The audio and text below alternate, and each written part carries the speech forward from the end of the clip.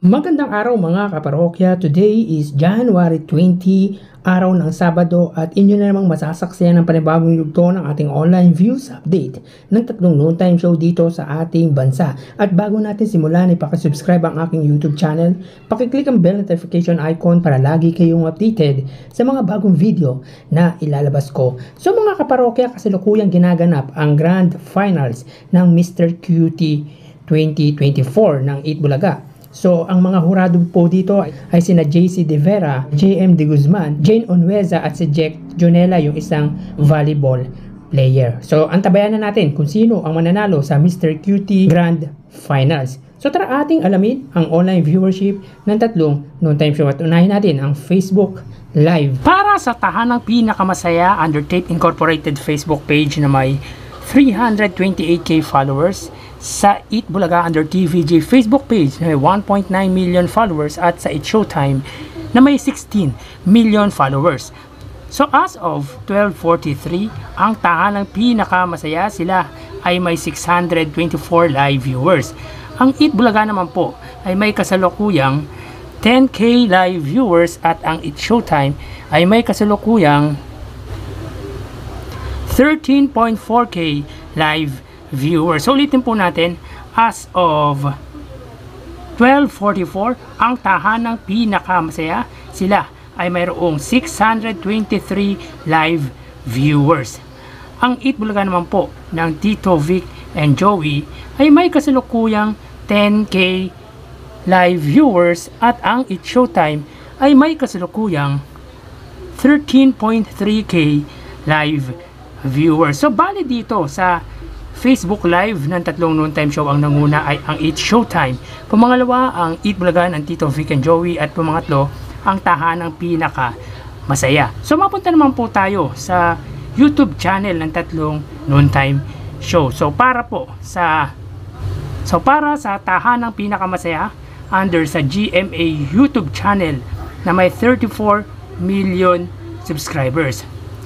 Sa 8 Bulaga naman under TV5 Philippines na mayroong 1.63 million subscribers at sa It Showtime under naman po yan sa ABS-CBN Entertainment YouTube channel na may 46.5 million subscribers. So as of 12:45, ang tahanang pinakamasaya under GMA Network, sila ay may 1.7k live viewers. Ang 8 Bulaga naman po under TV5 Philippines, sila ay may kasalukuyang 55k live viewers at ang It Showtime under ABS-CBN Entertainment YouTube channel na may 46.6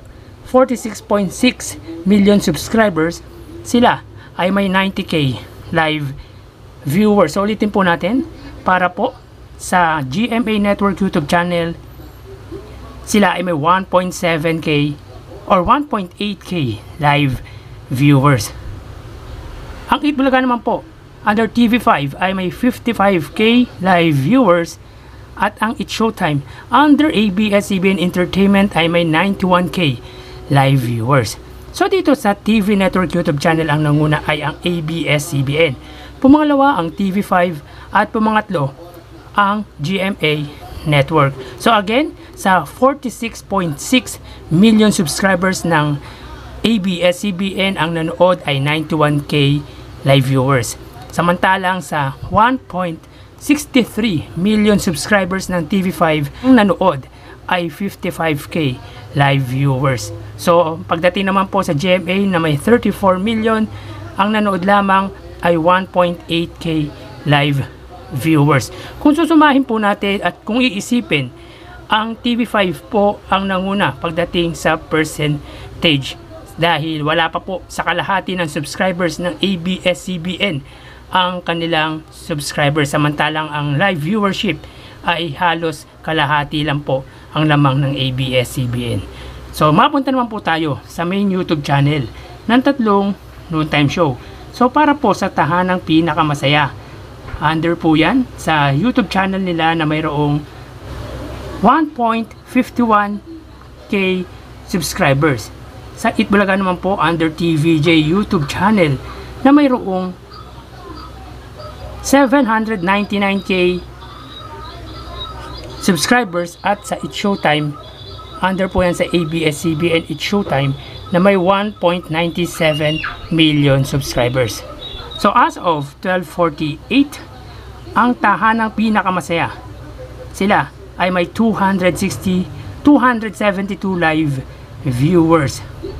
Ang Eat Bulaga naman po ay may kasalukuyang 37k live viewers, at ang It's Showtime, under po yan sa ABS-CBN It's Showtime, ay mayroong 61k live viewers. So ulitin po natin, as of 12:48, ang tahanang pinakamasaya ay may 272 live viewers or 282 live viewers.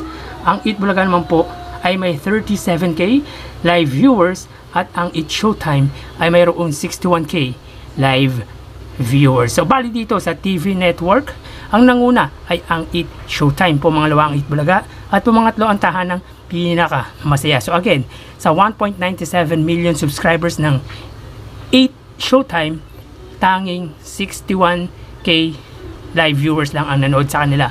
Samantalang sa Eat Bulaga naman na may 799k subscribers, ang nanood ay 37k live viewers, at sa Eat Bulaga na may 1.51k subscribers ay 200 plus lang ang nanood sa kanila. So again, pagdating sa percentage ay lamang ang Eat Bulaga, or mas marami pa rin ang nanonood sa Eat Bulaga kaysa sa It's Showtime. Bali sa live viewership, ang nanguna dito ay ang It's Showtime, pumangalawa ang Eat Bulaga, at pumangatlo ang tahanang pinakamasaya. Pero pag i-convert natin sa percentage, ang nanguna ay ang Eat Bulaga, pumangalawa ang It's Showtime, at pumangatlo ang tahanang pinakamasaya. Ang total na nakuha ng tahanang pinakamasaya ay 2k live viewers. Samantalang ang Eat Bulaga naman po ay nakakuha ng 92k live viewers, at ang It's Showtime ay nakakuha naman po ng 152k live viewers. So yan po ang lumalabas sa kanilang online viewership as of 12:50. Magpapaalam po ako at magbabalik po tayo mamaya sa ikalawang yugto ng ating online views update ng tatlong noontime show dito sa ating bansa. Magsikain at mag-iingat. Thank you and God bless.